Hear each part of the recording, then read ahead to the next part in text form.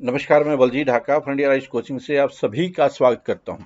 और आज हम डिस्कस कर रहे हैं जीएस का जो डेली टेस्ट है उसका पेपर कोड हम डिस्कस करेंगे।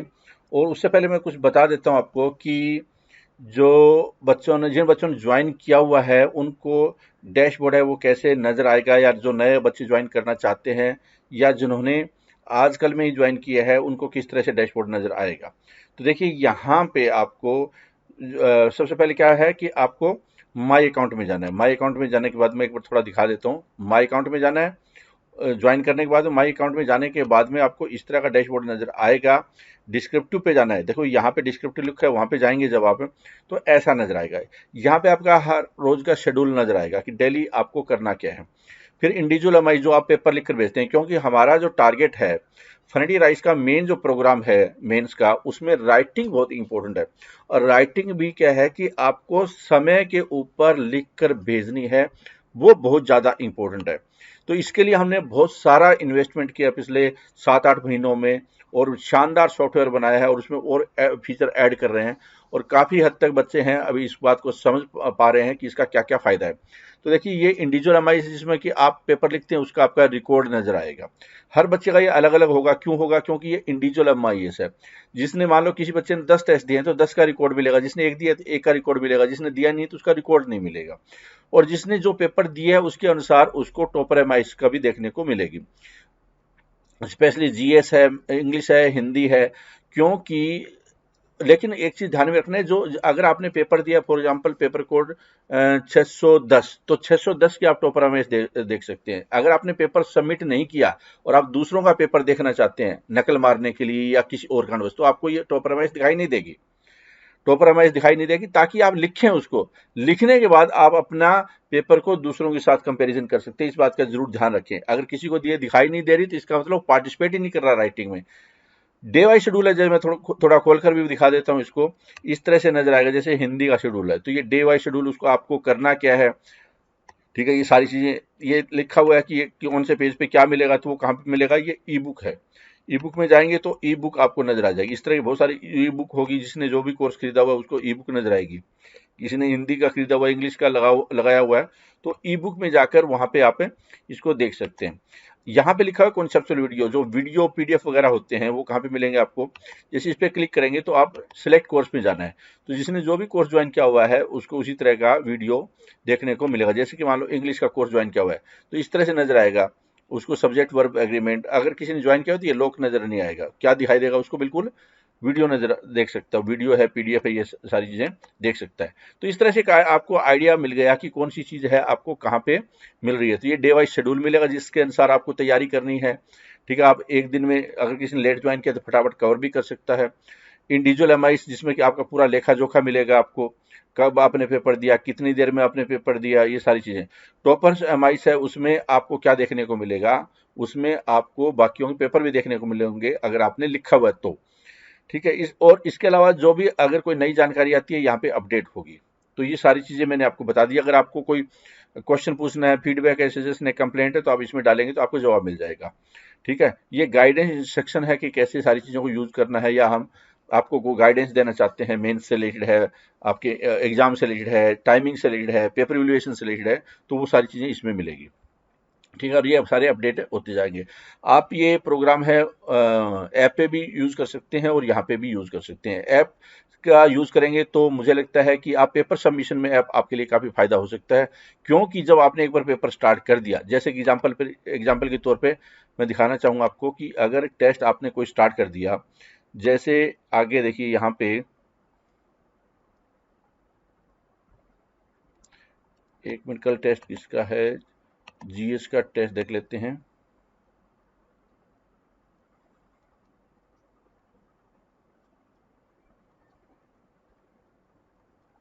ये देखिए इस तरह से आपको टेस्ट मिलेगा, यहाँ पे लिखा होगा मिलेगा। जैसे 15 तारीख है तो टेस्ट स्टार्ट हो जाएगा 9 बजे, और एक बार आपका स्टार्ट होगा यहाँ पे लाइव बटन आ जाएगा। जब टेस्ट लाइव होगा तो लाइव बटन नजर आएगा आपको। जब एक बार टेस्ट हो गया स्टार्ट है तो फिर क्या होगा कि आपका वो टेस्ट है 30 मिनट के अंदर अंदर, 15 मिनट का टाइम है, ये आपको 1-2 दिन के बाद में 18 मिनट मिलेगा। 3 मिनट से ज़्यादा फिर टाइम मिलेगा नहीं। अगर मिलता है तो आपका लिखा हुआ मिल जाएगा कि आपने सबमिट कर दिया लेकिन आपने टाइम पे सबमिट नहीं किया, ये बात भी लिखी हुई मिल जाएगी। तो इससे क्या होगा कि आपको टाइम पे टेस्ट देने में काफ़ी ज़्यादा हेल्पफुल मिलेगी, आपके ऊपर पूरा प्रेशर होगा, एग्जाम सिचुएशन में आप टेस्ट दे पाएंगे। चलो अब चलते हैं, जो टेस्ट है आज डिस्कस करने वाले हैं उसमें टॉपर कौन कौन से, उन्होंने क्या लिखा है, क्यों उन्होंने अच्छा लिखा, दूसरे बच्चे भी उनके साथ में कंपेयर कर। हम बात कर रहे हैं पेपर कोड 618 की। तो ये आप देख सकते हैं कि क्वेश्चन क्या था। क्वेश्चन ये था 30 मिनट का टेस्ट, 30 मार्क्स का टेस्ट था, जिसमें कि दो क्वेश्चन दिए हुए थे आपको, एक 200 शब्दों का और एक 100 शब्दों का। ठीक है, और आपको 15 मिनट्स में ये क्वेश्चन पेपर है करना है, और 15 मिनट आपको सबमिशन के लिए दिया हुआ है, लेकिन आगे से कम समय में आपको सबमिट करना है। क्वेश्चन ये है, with the advent of 2030 sustainable development goal, education partnership are critical. In this context discuss the E9 initiative role. आपको ये बताना है कि जो E9 कंट्रीज है उनका क्या इनिशिएटिव है शिक्षा के क्षेत्र में, जो कोविड फैला हुआ है, डिजिटल लर्निंग में, टीचर ट्रेनिंग में, इनमें कैसे डिवाइड है अमीर और गरीब के बीच में, इनइक्वालिटी का डिवाइड है, उन सारी चीज़ों पे, टीचर की ट्रेनिंग से रिलेटेड और ई लर्निंग पे रिलेटेड क्या क्या मिलकर कुछ देश कर रहे हैं, जो ताकि उनके बच्चे हैं वो ज़्यादा अच्छे ढंग से पढ़ पाए। तो E19 क्या है, 19 क्या है और क्या उसका इनिशिएटिव है, वो डिस्कस करना है। What are the various provision and challenges of national policy for rare disease 2021। Rare disease है उसका हाल फिलहाल में काफ़ी ज़्यादा जिक्र था, पीछे भी जिक्र हुआ है, सरकार ने पॉलिसी भी बनाई है, national policy for rare disease. जो डिजीज है वो बहुत ही सुनने को कम मिलती है, ये वो वाली डिजीज है, उसके बारे में उस पॉलिसी के क्या खास बात है, क्या प्रोविजन है, क्या चैलेंजेस है, वो हम लोगों को इसमें डिस्कस करने हैं, और सिर्फ 100 शब्दों में करने हैं, तो ज़्यादा क्रॉस भी लिमिट नहीं करनी है। तो बच्चों ने क्या लिखा है, किसने सबसे अच्छा लिखा है, ये जानकारी हम लेते हैं, और सबसे कहने का मतलब टॉप किसने किया उसको भी हम लोग डिस्कस यहाँ पे करने वाले हैं। जो टॉप 3 है वो हैं संदीप यादव, तजिंदर कौर और शानू शर्मा। तो संदीप यादव के लिए जोरदार तालियां, बाकी सब ने बहुत अच्छी परफॉर्मेंस दी, तजिंदर कौर, शानू शर्मा, और भी बहुत सारे बच्चों ने, काफ़ी बच्चे हैं लिख कर भेजते हैं, डेली टेस्ट में, फुल एंड टेस्ट में पार्टिसिपेट करते हैं।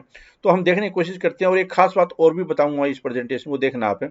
अच्छा, ये नज़र कहेंगे आपको, और जो इनके PDF है वो कहाँ पे नज़र आएगा। तो जब आप वेबसाइट पे जाएंगे, वेब पोर्टल पे जाएंगे, या फिर आप ऐप पे जाते हैं, डिस्क्रिप्टिव में जाने के बाद जब आप टॉपर एमआईएस में देखते हैं तो इस तरह से टॉपर एमआईएस नज़र आएगी। लेकिन ये तब आएगी आपको नज़र अगर आपने वो टेस्ट दिया है, तो जब आप अपने टेस्ट के साथ में इसको कंपेयर कर सकते हैं, वरना आप इसको कंपेयर नहीं कर पाएंगे, आपको नज़र भी नहीं आएगा। तो इस पे क्लिक करें, व्यू PDF पे आप क्लिक करते हैं तो व्यू PDF में आपको ये नज़र आएगा। व्यू PDF में क्या है, आपको ये चीज़ नज़र आएगी, ये देखिए, यहाँ पे अगर क्लिक करते हैं तो यहाँ पे नज़र आएगा, यहाँ पे क्लिक करते हैं तो आपको ये देखिए, यहाँ पे संदीप यादव, तजिंदर और शानू शर्मा, इन्होंने शानदार परफॉर्मेंस की है। ठीक है, अगर ये देखो, ये राइट साइड में आप चाहें तो इससे नोट्स भी बना सकते हैं, ये आपकी आंसर शीट नज़र आएगी, ये परसेंटाइल नज़र आएगा कि आपकी क्या परफॉर्मेंस रही है। ठीक है, ये सारी चीज़ें आप इसमें देख सकते हैं। तो चलो हम सीधा चलते हैं कि जो संदीप यादव है उन्होंने क्या खास बात लिखी है, मैं फटाफट इस पे आपको बता देता हूं। तो एक बात तो ये है कि इन्होंने, अच्छा ये देखिए एक बार, इन्होंने लाइन वाली सीटों का इस्तेमाल किया, जो हमारा फॉर्मेट है उसका इस्तेमाल कर दिया, और साथ में क्या है कि लाइन वाली सीट है उसमें लिखा है। आने वाले टाइम में आपको हम लोग लाइन वाला भी देंगे, 50% लाइन वाले और 50% है जो व्हाइट होगा उसके ऊपर लिखना है। ये लाइन वाले का क्या कॉन्सेप्ट है, जो एक्चुअल में पेपर अभी तक आया है चीज का, वो लाइन वालों में ही लिखना था, जैसे ये लाइनें लगी हुई ना वैसे लिखना था। लेकिन अगर हम बात करें यूपीएससी की, तो वो यूपीएससी में तो व्हाइट वाली सीटें ही होती है, व्हाइट वाली सीट होती है। तो अभी हमें क्लियर नहीं है कि क्या व्हाइट वाली सीट इस्तेमाल होगी बिल्कुल प्लेन, या फिर क्या है कि इस तरह की सीट है वो इस्तेमाल होगी, ये जो लाइन वाली सीटें वो इस्तेमाल होगी। तो अभी क्लैरिटी इसमें ज़्यादा नहीं है।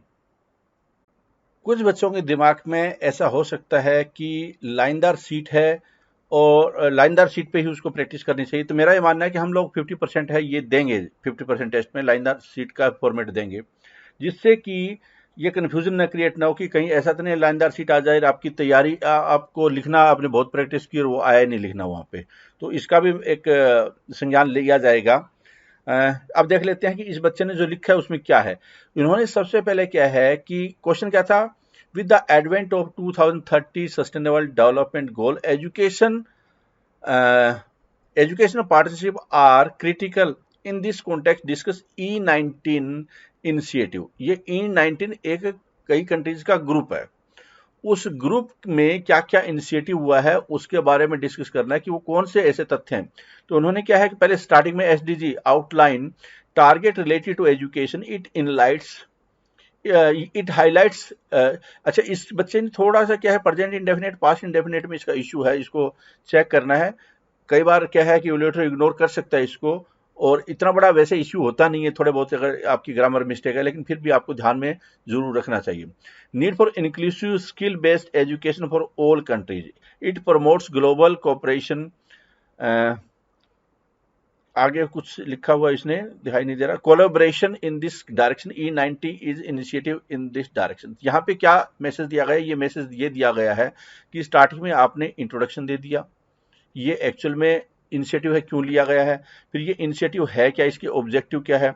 तो इसने एक डायग्राम बनाकर बता दिया कि teacher training, reduce digital device और skill development upgradation, vocational training वगैरह। तो ये बहुत तीन, इनफैक्ट क्या है कि ये तीन अगर पॉइंट आप लिख देते हैं तो इसका मतलब क्या है कि इसके जो इनिशिएटिव है या जो पार्टनरशिप है उसका ऑब्जेक्टिव आप कंप्लीट कवर कर देते हैं।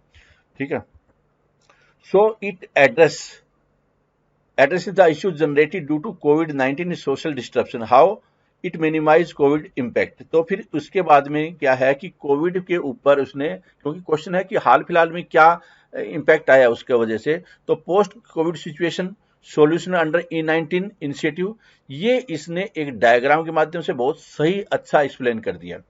Shift of online offline education to online education, new sector of economic growth, digital divide, इसका उसने फिर एक्सप्लेनेशन भी कर दिया। तो मेरे ख्याल से क्या है कि एग्जामिनर है वो काफी ज्यादा करंट में चला जाएगा, करंट के मुद्दों पे चला जाएगा। और फिर क्या है कि जो 9 इनिशिएटिव है E9, ये कंट्री कौन कौन से, India, Bangladesh, China, Brazil, Mexico, Nigeria, Indonesia will सर्वे।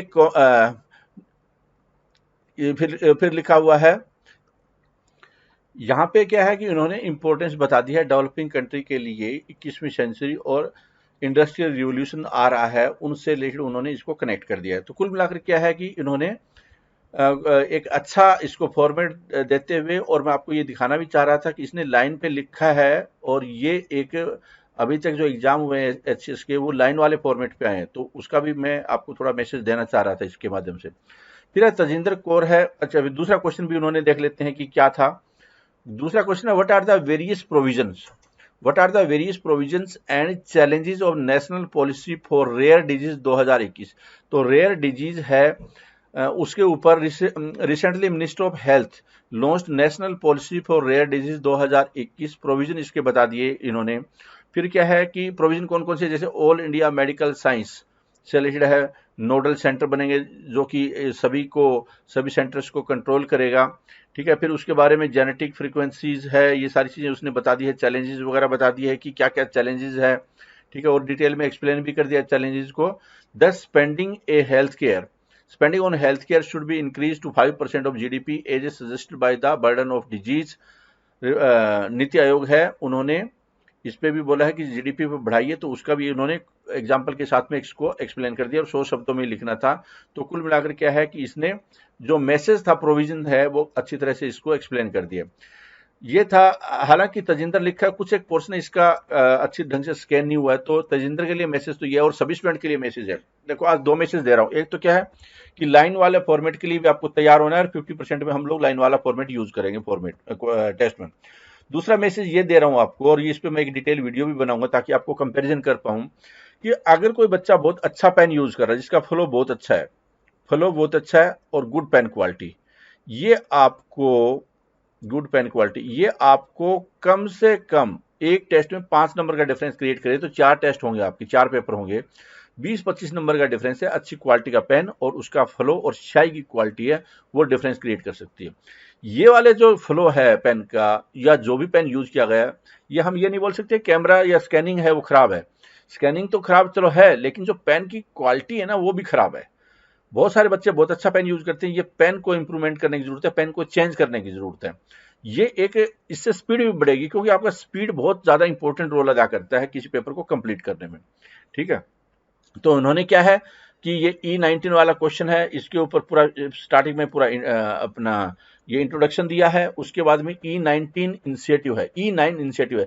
ये आप पीडीएफ है जो मैंने स्टार्टिंग में टॉपर एमआईएस दिखाई थी आपको, टॉपर वाली चीजें ऊपर, इसमें जाकर यहाँ पे आप देख सकते हैं। अगर आपने यहाँ पे देख सकते हैं ये पूरा पीडीएफ, वहां पे बिल्कुल साफ नजर आएगा आपको, ठीक है। ये वीडियो में तो इतना साफ नजर नहीं आ रहा है, तो वहां पे आप देख सकते हैं। अगर आपने टेस्ट दिए तो ही दिखाई देगा, वरना नहीं देगा। ये नकल मारने के लिए नहीं है, नकल मारकर आप कोई चीज लिखें वो पॉसिबल नहीं होगा, क्योंकि ये सिर्फ कंपैरिजन के लिए कि आप अपना देख सकते हैं, दूसरों का देख सकते हैं, ठीक है। तो ये क्या है, डिजिटल लिटरेसी कब ये फाउंड किया गया था, क्या E19, और इसका ऑब्जेक्टिव क्या है, ये पूरा डिटेल में उसने लिखा, और साथ में कितने कंट्री इसमें इंक्लूड है। E19 में 9 कंट्री कौन कौन से हैं, ठीक है। तो इस रूप में इसने एक्सप्लेन किया है।